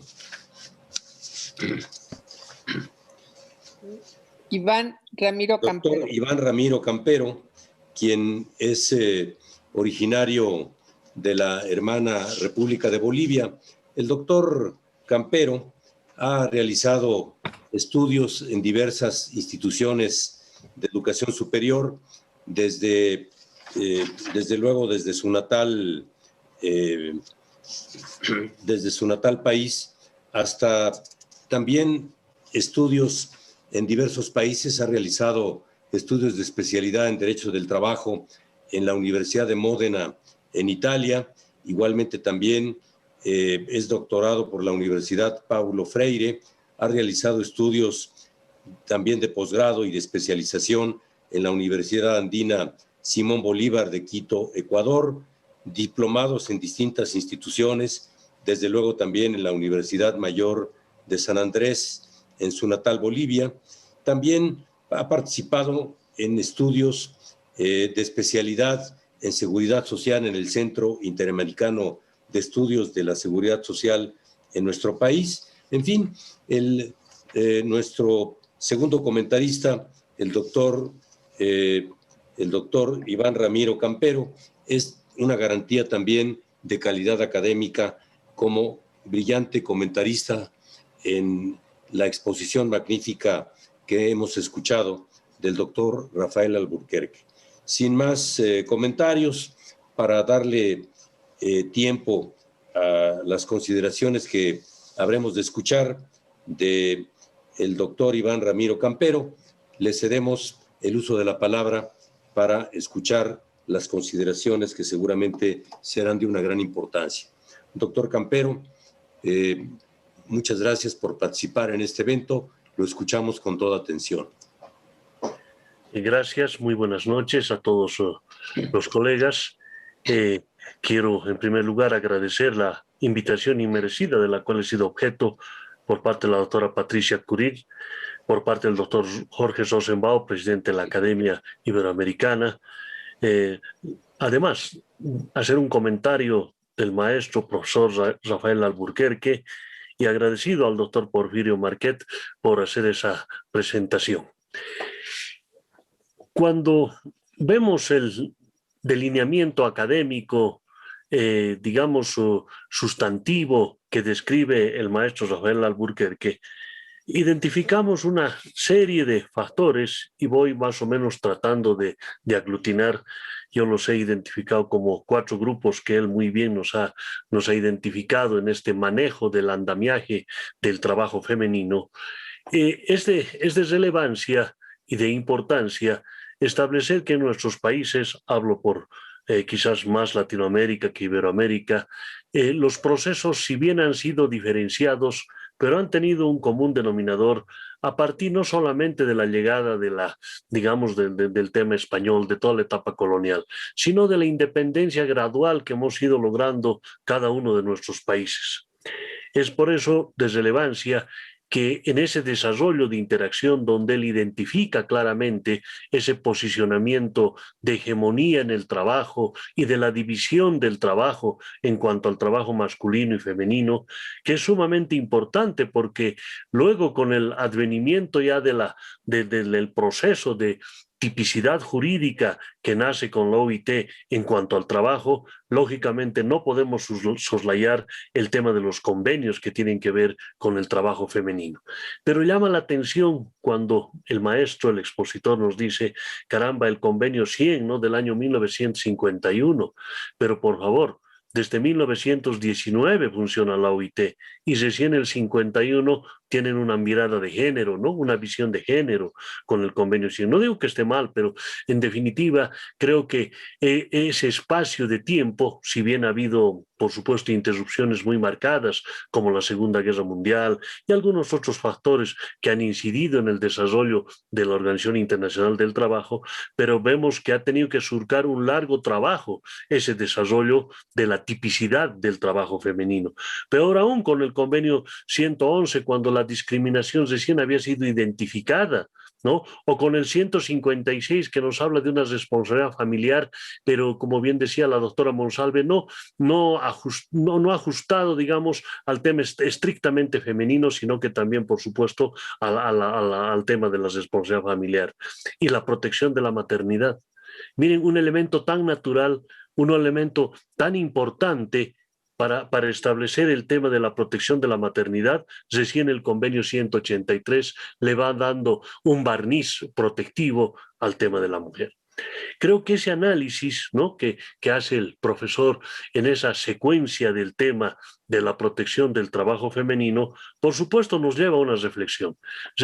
que ya el maestro Américo Plas Rodríguez en su libro de Principios del Derecho del Trabajo, al identificar la primacía de la realidad, o el maestro argentino Mario Ackerman cuando, digamos, un poco más profundiza, hace más agudo el análisis y nos dicen que ese principio que si bien había nacido en el derecho común, es el derecho del trabajo el que lo hace visible, el que lo hace humano, el que lo lleva a una conceptualización jurídica social, por supuesto, de un alcance más tangible en el ámbito social. De ahí podemos nosotros fácilmente advenir que con toda esa batería de disposiciones, el clásico contrato de trabajo que los maestros formadores del derecho del trabajo habían establecido, sufre un jus variante.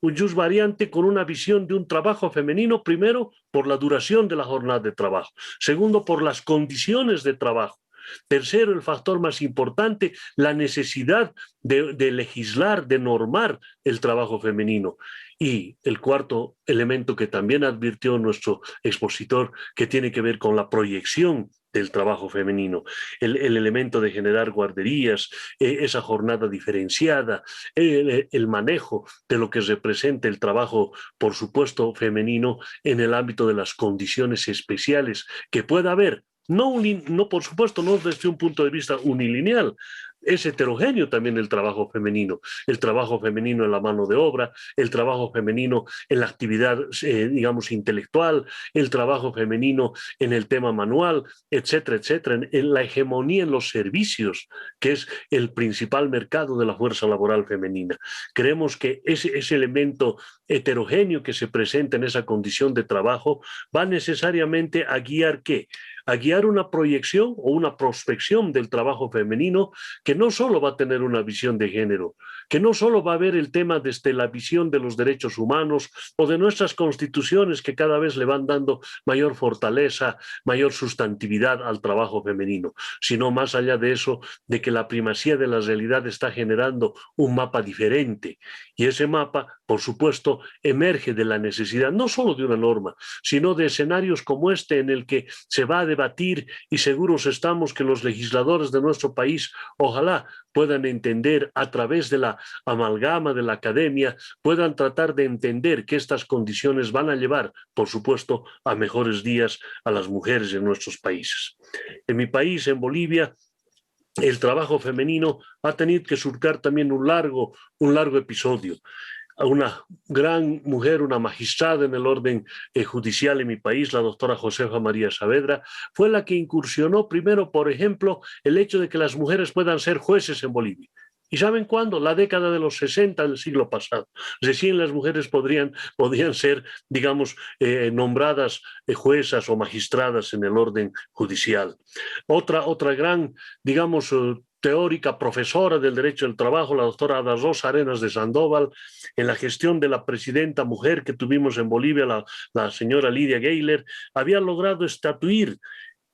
ya el 11 de octubre como Día de la Mujer Boliviana, porque precisamente era la fecha de aniversario de una gran mujer, Adela Zamudio, quien generó el acceso a la educación a las mujeres, que eso estaba, digamos, trastocado en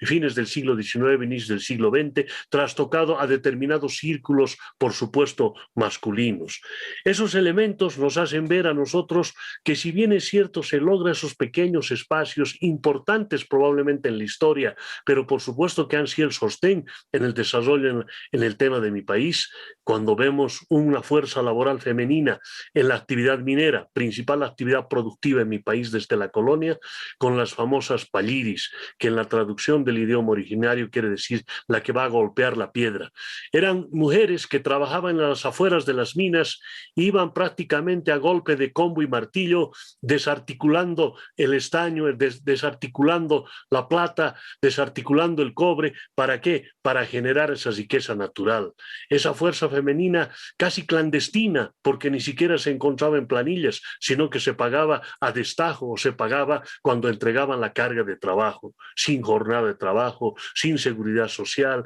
peor medidas de seguridad industrial. Entonces, creemos que en ese ámbito, el desarrollo del trabajo en Bolivia, en la descripción genérica que ha hecho nuestro expositor sobre el trabajo femenino, por supuesto, ha empezado recién un camino que seguros estamos, con iniciativas como esta, van a lograr mejores días para las mujeres trabajadoras, manuales e intelectuales de nuestros países.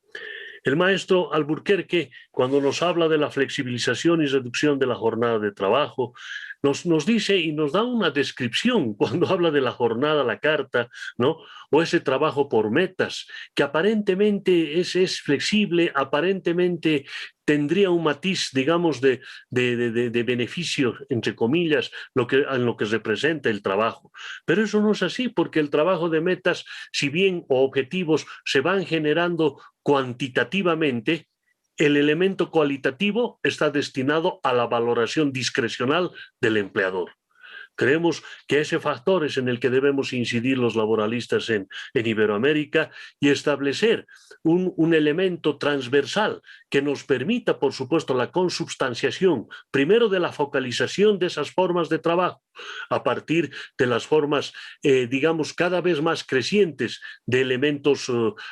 civilistas, de elementos mercantilistas que van a invadir el escenario del derecho del trabajo. Creemos que el dique, la frontera, va a ser precisamente no únicamente el de poner un matiz constitucional o de una norma internacional, ni siquiera la norma interna.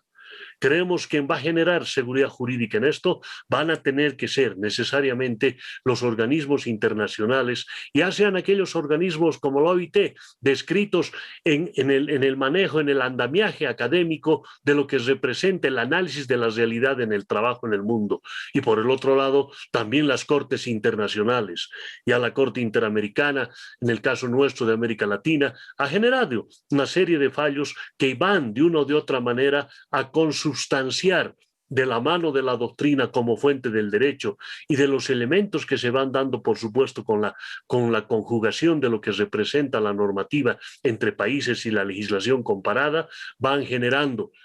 digamos, escenarios que van más adelante por el control de convencionalidad, nos van a generar una seguridad jurídica. Es importante también establecer que en el tema del teletrabajo, en el tema del trabajo parcial o el trabajo a distancia, ya esos elementos genéricos de la protección de trabajo en toda su forma de expresión ya ha quedado, digamos, en medio camino,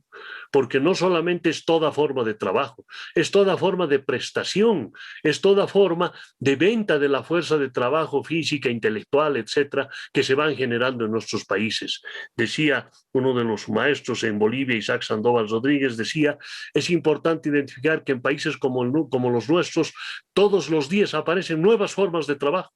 Y así nos ha descrito el expositor en esta noche. Creemos que esas formas de trabajo, lógicamente, no van a estar a la par de la normativa, no van a estar a la par ni siquiera de la jurisprudencia, ni del control constitucional, quizás ni convencional, pero va a tener que estar a la par necesariamente de esos elementos de interpretación de los factores que conjugan ya de una ajenidad moderna o posmoderna, ¿no? de una subordinación que ya va a emerger en elementos heterogéneos de empleadores, ¿no? va a devenir necesariamente en la construcción de una empresa moderna que por supuesto ya a veces ni se hace visible. Es una empresa invisible que aparece en la red, una empresa que aparece en multiplicidad de países por la transnacionalidad del capital o la mundialización del capital y peor aún por el avance de la tecnología. Entonces creemos que esos modos de producción que necesariamente son novedosos van a tener que ser objeto nomás con una, digamos, modulación de lo que es la ajenidad y de lo que es la subordinación en el trabajo. Y por supuesto que no vamos a revertir lo que han hecho los clásicos, pero necesariamente esa transformación conceptual, sustantiva, va a tener que partir de 4 elementos. El primero, de la identificación permanente del sujeto prestador no propietario del fin objeto de la prestación del trabajo, que es el lucro. El segundo factor, el tema de la protección necesaria sobre la solidaridad de la diversificación de empleadores que aparecen en la red, y, por supuesto, la necesidad de visibilizarlos. Tercer elemento, la actitud de la seguridad social, que ya no solamente tiene que actuar sobre las reglas del laboralismo o de las normas laborales que involucran la protección social, sino una universalidad que también sea diferenciada para poder identificar y focalizar a esos empleadores que, por supuesto, asuman la responsabilidad individual o colectivo solidariamente frente al tema de la seguridad social. Y, por último, los riesgos del trabajo. Los riesgos del trabajo que fácilmente algunas legislaciones asumen a un reglamento, a una norma del trabajador autónomo, cuando ese trabajador que probablemente tenga una actividad independiente, probablemente la conjugación conceptual no le alcance en el ámbito del vínculo jurídico laboral, pero que en definitiva es un derecho humano el que tenga protección social, porque así lo establece la Declaración de los Derechos Humanos, tanto en el ámbito de la seguridad social como, por supuesto, en la consecuencia de la venta de su fuerza de trabajo. La advertencia que nos hace el profesor Alburquerque tiene una alta relevancia desde el punto de vista de la proyección de lo que representan estos elementos o nuevas formas de trabajo que se devienen en el mundo, peor aún con esta pandemia que es digamos, inexcusable en una charla de derecho laboral. Creemos que la tipicidad de la jornada extraordinaria, la tipicidad del trabajo nocturno, la tipicidad, por supuesto, del trabajo dominical, etcétera, ya tiene un matiz diferente en esta modernidad. Ya tiene un matiz que, por supuesto, nosotros debiéramos desde la academia no solamente consubstanciar elementos intrínsecos de formación de estas categorías jurídico-laborales, sino que más allá de eso, su naturaleza jurídica debiera debiera ir apegada precisamente a ese tronco natural que es la protección en el derecho del trabajo y la seguridad social. Por eso creemos y auguramos que con criterios de lineamientos como los del expositor de esta noche, vamos a generar una prospección del derecho del trabajo que genere mejores días para las trabajadoras y trabajadores de nuestros países. Muchas gracias. Muchas gracias a todos los participantes de esta primera conferencia.